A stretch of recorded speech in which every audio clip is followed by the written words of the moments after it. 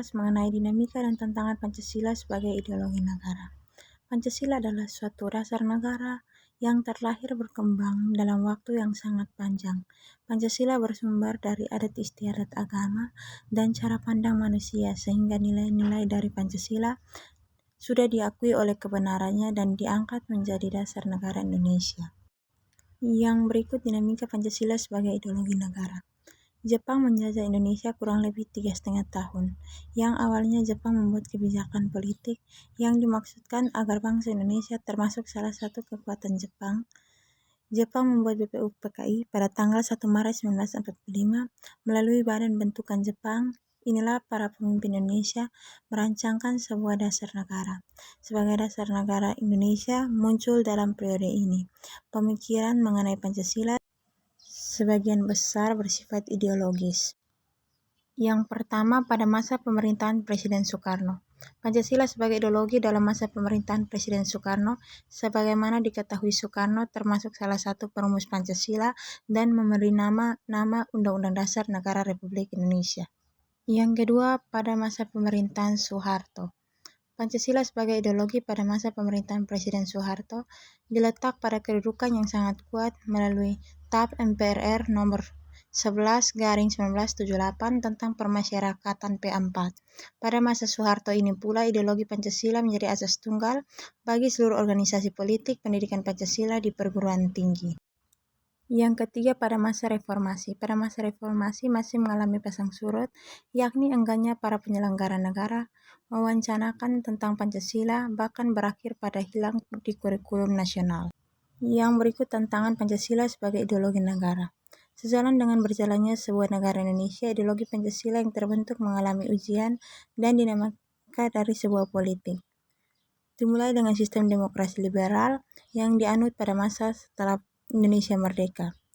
Pembentukan negara Serikat Sistem Liberal pada Undang-Undang Dasar 1945 dan peristiwa G30 SPKI.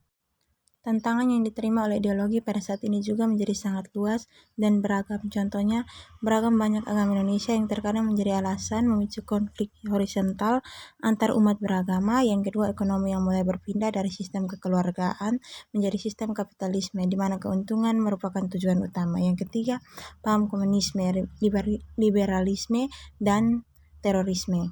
Dan masih banyak lagi hal dalam kehidupan warga negara Indonesia yang dipengaruhi oleh informasi yang begitu mudah dan cepat tersebut. Unsur-unsur yang mempengaruhi perlawanan terhadap Pancasila sebagai ideologi negara meliputi faktor eksternal dan internal. Adapun faktor eksternal meliputi hal-hal berikut. Yang pertama, pertarungan ideologi antara negara-negara adidaya antara Amerika Serikat dan Uni Soviet antara tahun 1945 sampai 1990 yang berakhir dengan bubarnya negara Soviet sehingga Amerika menjadi satu-satunya negara adidaya. Yang kedua, menguasai isu-isu kebudayaan global yang ditandai dengan masuknya berbagai ideologi. Yang ketiga, asing dalam kehidupan bangsa dan bernegara karena keterbukaan informasi. Dan yang keempat, meningkatkan kebutuhan dunia sebagai akibat dari pertambahan penduduk dan kemajuan. Serta yang kelima, ideologi sehingga terjadi eksploitasi terhadap sumber daya alam secara mati. Dampak konkretnya adalah kerusakan lingkungan seperti banjir dan kebakaran hutan. Faktor internal meliputi pergantian rezim yang berkuasa melahirkan kebijakan politik yang berorientasi pada kepentingan kelompok atau partai, sehingga ideologi Pancasila sering terabaikan. Penyalahgunaan kekuasaan atau korupsi mengakibatkan rendahnya kepercayaan masyarakat terhadap rezim yang berkuasa sehingga kepercayaan terhadap ideologi menurun drastis. Cara mengatasi konflik tersebut, yang pertama, memperkuat persaudaraan sesama suku bangsa Indonesia dengan cara mempererat tali silaturahmi melalui kegiatan sama segala bidang. Yang kedua, mengikat rasa saling menghargai di kalangan masyarakat Indonesia, khususnya dalam menjalankan ibadah sesuai agama masing-masing.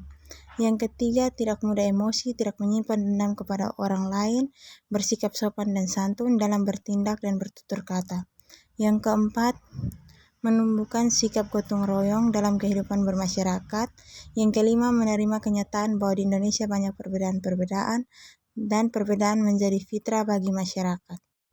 Ada 3 dimensi hakikat Pancasila. Yang pertama, dimensi realitas, mengandung bahwa nilai-nilai dasar yang terkandung dalam dirinya bersumber nilai-nilai real yang hidup dalam masyarakat. Yang kedua, dimensi identitas, mengandung cita-cita yang ingin dicapai dalam bidang kehidupan masyarakat, berbangsa, dan bernegara. Yang ketiga, dimensi fleksibilitas, mengandung relevansi atau kekuatan yang merangsang masyarakat untuk mengembangkan pemikiran-pemikiran baru tentang nilai-nilai dasar yang terkandung di dalamnya.